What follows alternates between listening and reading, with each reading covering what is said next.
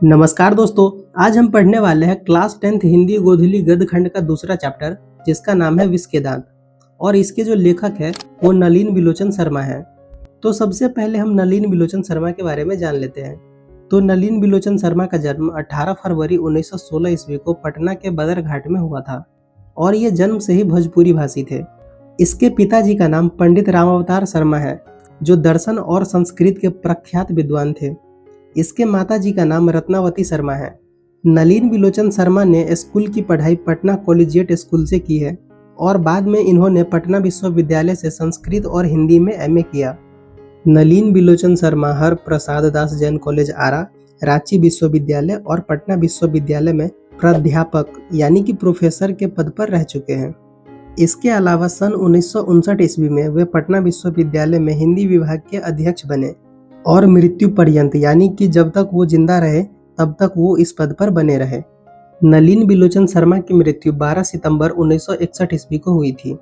नलिन बिलोचन शर्मा की कई रचनाएं हैं, जैसे कि दृष्टिकोण, साहित्य का इतिहास दर्शन, मानदंड, हिंदी उपन्यास विशेषतः प्रेमचंद्र, साहित्य तत्व और आलोचना, विष के दांत और 17 असंग्रहित पूर्व छोटी कहानियां। इसके अलावा नकेन के प्रपद्य, नकेन 2, सदल मिश्र ग्रंथावली, अयोध्या प्रसाद खत्री स्मारक ग्रंथ और संत परंपरा और साहित्य, ये सब इनकी प्रमुख रचनाएं हैं। तो अब हम इस कहानी को समझते हैं, लेकिन उससे पहले हम इस कहानी के किरदारों को समझ लेते हैं। तो ये कहानी दो परिवारों के बीच की है, अमीर परिवार और गरीब परिवार। जो अमीर परिवार है उसमें सेन साहब है, जो कि एक फैक्ट्री के मालिक हैं। सेन साहब की पत्नी है सेन साहिबा। सेन साहब की 5 बेटियां हैं, जिसका नाम है सीमा, रजनी, आलो, शेफाली और आरती। इसके अलावा सेन साहब का एक बेटा भी है, जिसका नाम है कासू, लेकिन प्यार से सब इसे खोखा बुलाते हैं। अब इस कहानी का जो गरीब परिवार है उसमें गिरधर लाल है, जो कि सेन साहब के फैक्ट्री में काम करते हैं किरानी के तौर पर। इसके अलावा गिरधर लाल की पत्नी है और उसका एक बेटा भी है, जिसका नाम है मदन। तो अब हम कहानी की तरफ बढ़ते हैं। तो सेन साहब के पास एक काले रंग की चमचमाती कार थी। कार की चमक ऐसी थी कि मानो उसमें मुंह दिख जाए। सेन साहब को इस कार पर बहुत नाज है।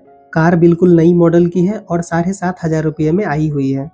अगर इस कार पर एक भी दाग धब्बा आ जाए तो क्लीनर और ड्राइवर की खैर नहीं।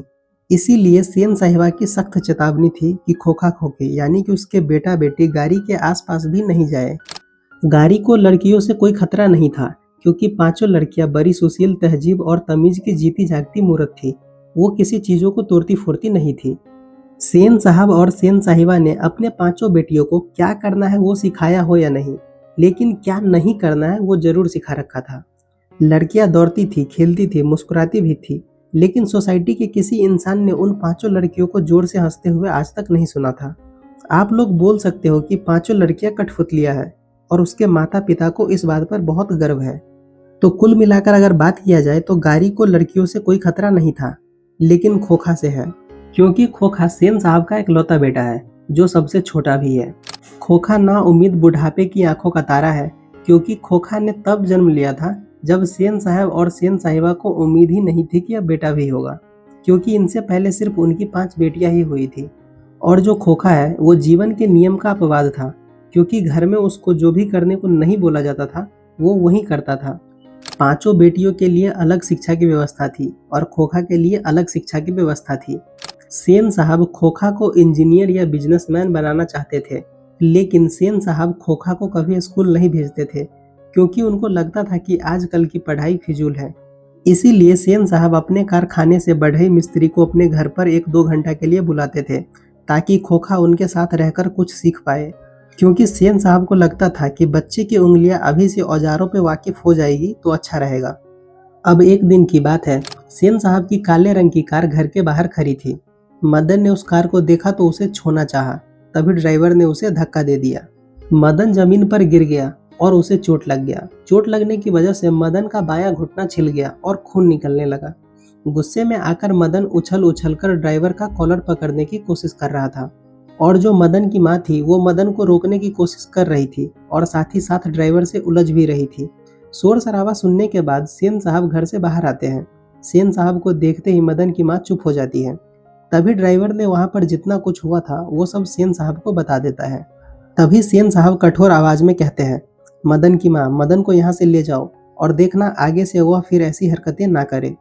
मदन की माँ मदन को वहां से लेकर चली जाती है। तभी जो खोखा था वो गाड़ी के पीछे वाली लाइट को फोड़कर चकनाचूर कर देता है। सेन साहब ये देखते हैं और खोखा को गोद में उठाकर मुस्कुराते हुए डांटते हैं। फिर उसे गोद से नीचे उतारकर घर के अंदर चले जाते हैं और अपने नौकर को मदन के पिता गिरधर लाल को फैक्ट्री से बुला लाने का हुक्म देते हैं। गिरधर लाल आता है और सेन साहब के सामने झुककर खड़ा हो जाता है, जैसे कि मानो वो एक कैदी है। फिर सेन साहब गिरधर से कहते हैं, देखो गिरधर, मदन को आजकल बहुत शौक हो गया है। मैं तुम्हारी और उसकी भलाई चाहता हूँ। गाड़ी को गंदा किया वो अलग, मना करने पर ड्राइवर को मारने दौड़ा वो अलग, और मेरे सामने भी डरने के बदले उसकी ओर झपटता रहा। ऐसे ही लड़के आगे चलकर गुंडे, चोर और डाकू बनते हैं। उसकी हालत क्या होती है तुम तो जानते ही हो। मदन को संभालने की कोशिश करो, फिर ऐसी बात हुई तो अच्छा नहीं होगा। इतना कहने के बाद सेन साहब ने गिरधर लाल को जाने को बोला। रात के समय जब गिरधर लाल घर पहुंचा तो उसने मदन को बहुत पीटा, जिससे मदन बहुत तेज चीख चीख कर रो रहा था। मदन की चीखें सेन साहब के कमरे तक पहुंच रही थी और सेन साहब मदन की चीखें सुनकर बोलते हैं, गिरधर खुद समझदार आदमी है। तभी सेन साहिबा बोलती है, कमबख्त कैसा कौवे की तरह चिल्ला रहा है, भिखमंगा कहीं का, खोखा की बराबरी करता फिरता है। कुछ देर बाद मदन का रोना बंद हो जाता है और सारे लोग सो जाते हैं। लेकिन अब बात दूसरे दिन की है। शाम का समय था। जो खोखा था वो खेलते कूदते बगल वाली गली में पहुंच जाता है। वहां पर मदन और कुछ लड़के लट्टू नचा रहा था। ये देखने के बाद खोखा का भी मन लट्टू नचाने का हो रहा था। तो आदत से लाचार खोखा ने बड़े रोब के साथ मदन को कहा, हमको लट्टू दो, हम भी खेलेगा।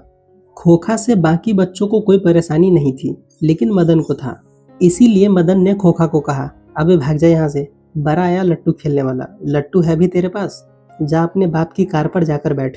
ये सब सुनने के बाद खोखा को गुस्सा आया और उसने मदन को एक घूंसा मार दिया। मदन भी कहाँ रुकने वाला था, वो भी खोखा को मारने लगा और खोखा के आगे के 2 दांत तोड़ दिए। 1 मिनट बाद ही खोखा रोते हुए अपने घर की तरफ भाग गया। लड़ाई खत्म होने के बाद सभी लड़के अपने अपने घर चले गए, लेकिन मदन घर नहीं लौटा, क्योंकि उनको डर था कि घर जाऊंगा तो बहुत ज्यादा मार पड़ेगी। लेकिन मदन जाता भी तो कहाँ, वो 8-9 बजे तक इधर उधर घूमता रहा और जब उसे भूख लगी तो गली के पीछे वाले दरवाजे से धीरे धीरे घर में घुसा। मदन पहले रसोई घर में घुसा और भर पेट खाना खाया। मदन के मम्मी पापा सोने वाले कमरे में थे और कुछ बात कर रहे थे।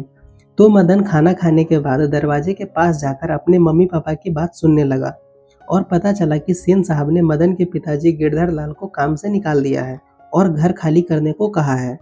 अब मदन दबे पांव सोने के लिए बरामदे पे रखे चारपाई की तरफ चला तो अंधेरे में उसका पैर एक लोटे से टकरा गया। लोटे की आवाज सुनकर मदन के मम्मी पापा बाहर आए।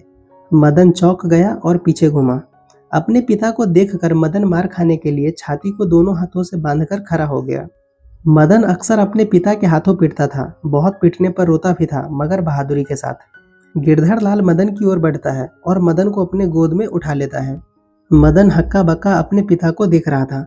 उसे याद नहीं था कि उसके पिता ने कब उसे प्यार किया था। गिरधर लाल मदन से कहता है, शाबाश बेटा, एक तेरा बाप है जो सेन परिवार के सामने कुछ नहीं बोल पाता है, और एक तू है, तूने तो खोखा के 2-2 दांत तोड़ डाले। ये कहते हुए गिरधर लाल हंसने लगता है। तो ये कहानी यहाँ पर खत्म हो जाती है और साथ में ये चैप्टर भी यहीं पर खत्म हो जाता है।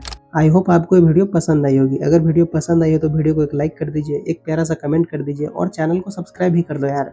और हाँ यार, जितना से जितना हो सके इस वीडियो को शेयर करो, क्योंकि बहुत ज़्यादा मेहनत लगती है वीडियो बनाने में। और हाँ, अगला वीडियो आपको किस चैप्टर पर चाहिए आप मुझे कमेंट में बता सकते हैं। चैप्टर का नाम लिख देना यार। तो मिलते हैं अगले वीडियो में, तब तक के लिए bye bye and take care.